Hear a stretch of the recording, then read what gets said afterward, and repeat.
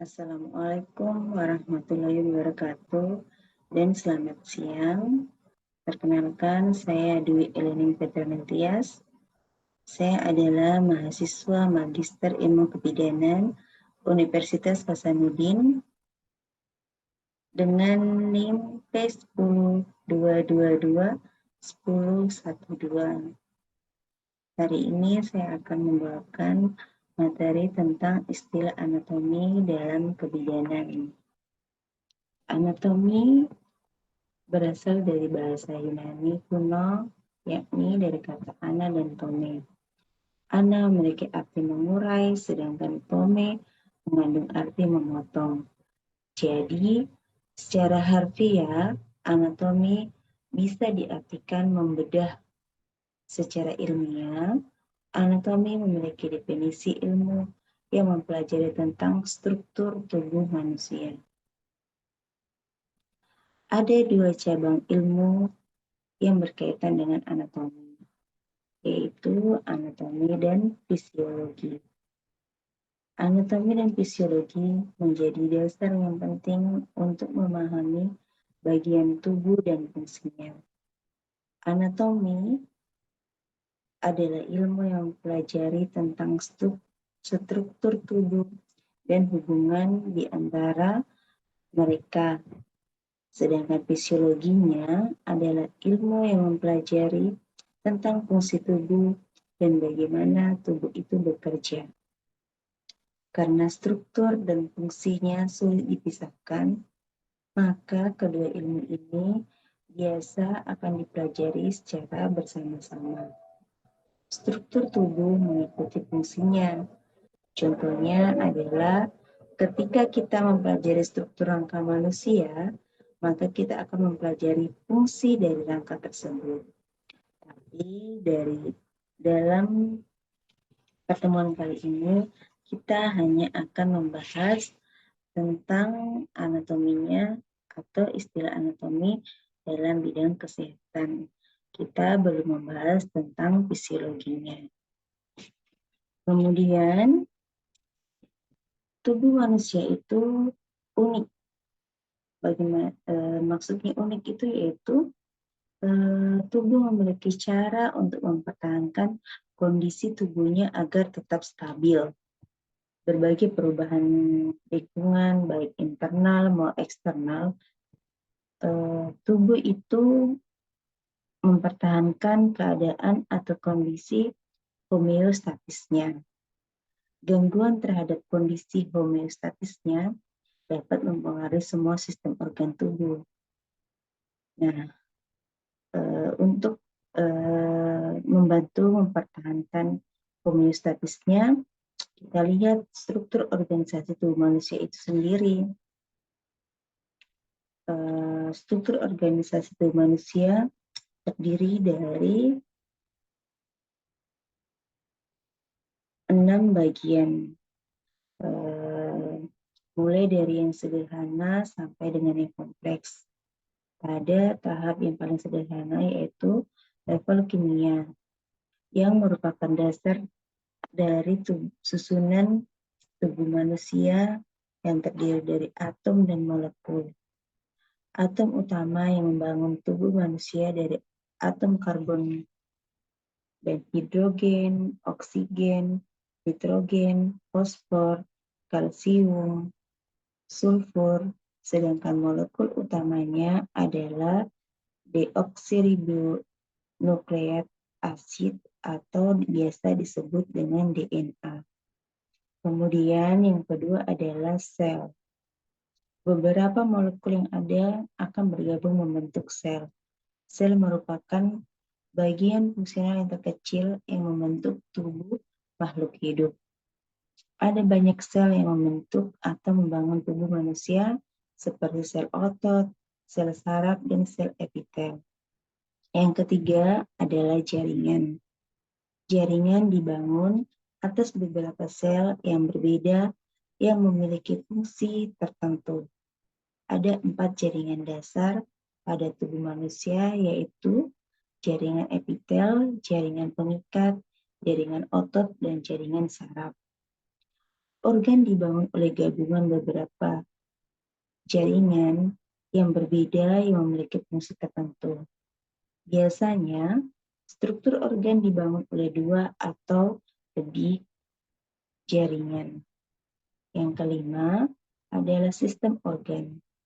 Sistem organ dibangun oleh gabungan beberapa organ, kemudian akan melakukan fungsi tertentu dalam mempertahankan kondisi homeostatis. Yang keenam adalah organisme. Individu manusia terdiri dari beberapa sistem organ yang secara dinamis dan berkesinambungan menjaga agar menjalankan fungsi hidupnya. Kita lihat di sini ini adalah bagian terkecil tadi yang disebut level kimia yang paling dasar. Kemudian ini jaringan selulernya, ini adalah sel, kemudian ini adalah jaringan dan sistem organ sampai mencapai organisme. Selanjutnya, ciri khas manusia sebagai makhluk hidup terbagi atas 6, yaitu metabolisme, responsif, bergerak, tumbuh, berkembang, dan bereproduksi. Kita mulai dari metabolisme. Metabolisme adalah serangkaian reaksi kimia yang terjadi dalam tubuh, yang terdiri dari anabolisme dan katabolisme. Contohnya yaitu reaksi anabolisme. Reaksi anabolisme yaitu misalnya adalah pembentukan glikogen dalam tubuh yang berasal dari glukosa. Pada reaksi ini membutuhkan sejumlah energi. Terus contoh untuk katabolisme yaitu reaksi penguraian molekul yang kompleks menjadi molekul yang sederhana. Reaksi ini melepaskan sejumlah energi pula. Contoh, reaksi ini adalah proses pencernaan makanan di dalam lambung kita. Yang kedua adalah responsif. Responsif adalah kemampuan tubuh manusia untuk mendeteksi dan merespon segala perubahan yang terjadi pada tubuh manusia. Contohnya adalah penurunan suhu tubuh atau kenaikan suhu tubuh yang terjadi pada saat misalnya badan menggigil. Terjadi kenaikan suhu akibat kontraksi otot rangka. Kemudian tubuh mengeluarkan keringat dari reaksi menggigil tersebut. Kemudian yang ketiga adalah bergerak. Semua makhluk hidup itu bergerak.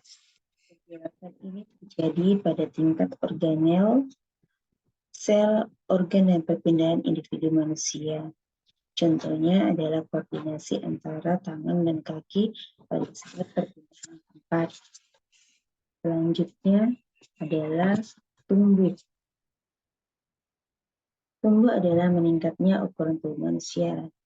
Hal ini karena meningkatnya jumlah, ukuran, dan sel tubuh manusia. Yang kelima, berkembang. Berkembang adalah bertambahnya fungsi tubuh. Contohnya adalah perkembangan cikal bakal sel data merah menjadi leukosit, dan trombosit. Yang keenam adalah reproduksi. Reproduksi yaitu merupakan ciri dari makhluk hidup yang mengacu kepada pembentukan sel baru untuk mengganti jaringan yang rusak atau menimbulkan atau menghasilkan individu yang baru. Pada manusia, proses ini terjadi terus-menerus sepanjang kehidupan. Ketika proses ini tidak terjadi, maka yang terjadi adalah kematian sel atau jaringan. Selanjutnya, bidang anatomi. Bisa kita lihat pada gambar bidang median, bidang sagital, bidang horizontal, bidang koronal. Bidang median, ini adalah bidang median, bidang yang membagi tepat tubuh manusia menjadi bagian kanan dan kiri. Kemudian bidang sagitta adalah bidang para median. Bidang membagi tubuh menjadi dua bagian,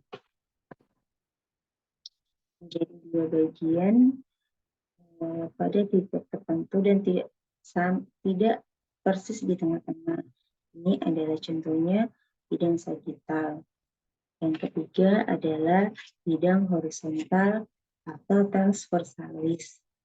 Bidang yang terletak melintang melalui tubuh, bidang X dan Y. Bidang ini membagi tubuh menjadi bagian atas, superior, dan inferior, yaitu di bagian atas dan di bagian bawah dan inferior. Kemudian bagian koronal, yaitu bidang vertikal yang melalui tubuh letaknya tegak lurus terhadap bidang median dan sagital, membagi tubuh menjadi bagian depan, frontal, dan belakang atau dorsal. Ini adalah bagian depan, dan ini adalah bagian belakang. Kemudian bidang oblik. Selanjutnya, posisi tubuh dalam posisi anatomi. Posisi anatomi ini atau posisi tubuh ini terbagi atas 4. Posisi anatomi, posisi supine, posisi prone, dan posisi litotomi. Di sini posisi anatomi adalah posisi berdiri. Yang dimaksud pada posisi berdiri yaitu tubuh lurus berdiri dengan mata juga memandang lurus, telapak tangan menggantung, dan sisi-sisi tubuh menghadap ke depan. Posisi supine adalah terlentang. Pada posisi ini, tubuh berbaring dengan wajah menghadap ke atas. Kemudian posisi prone adalah posisi punggung yang menghadap ke atas atau dengan istilahnya yaitu tengkurap. Kemudian posisi litotomi. Posisi ini tubuh berbaring, terlentang, paha diangkat vertikal dan betis lurus horizontal. Tangan biasanya dibentangkan seperti sayap, kaki diikat dan posisinya untuk mendukung lutut dan pinggul yang tertekuk. Ini adalah posisi yang banyak dicari pada prosedur kebidanan atau biasa pada saat persalinan. Selanjutnya, istilah letak atau sikap dari superior, inferior, anterior, dan posterior. Istilah letak atau sikap yaitu superior adalah bagian atas, kemudian inferior adalah bagian bawah, inferior adalah bagian depan, kemudian untuk posterior adalah bagian belakang. Selanjutnya adalah istilah warna. Istilah warna dalam bidang kesehatan bisa dilihat bahwa alba ini adalah artinya warna putih.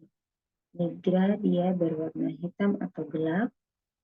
Rubra berwarna merah. Gracia berwarna abu-abu. Dan lutea berwarna kuning. Chloros berwarna hijau. Kemudian terima kasih. Mungkin pada pertemuan kali ini sekian materi tentang anatomi dasar kebidanan, istilah-istilah yang akan nanti digunakan pada saat mempelajari anatomi dan pelajaran kebidanan selanjutnya. Ini adalah ilmu dasar yang harus dipahami agar proses pembelajaran selanjutnya dapat berjalan dengan baik, karena sesuatu yang besar itu harus dimulai dari yang dasar dulu atau fondasinya harus kuat dulu sebelum bangunan itu menjadi besar. Sekian pertemuan kali ini. Saya Dwi Elena Petrantias mohon undur diri. Semoga materi hari ini tentang istilah anatomi dalam bidang kebidanan dapat bermanfaat. Saya tutup dengan ucapan alhamdulillahirabbil alamin. Wassalamualaikum warahmatullahi wabarakatuh.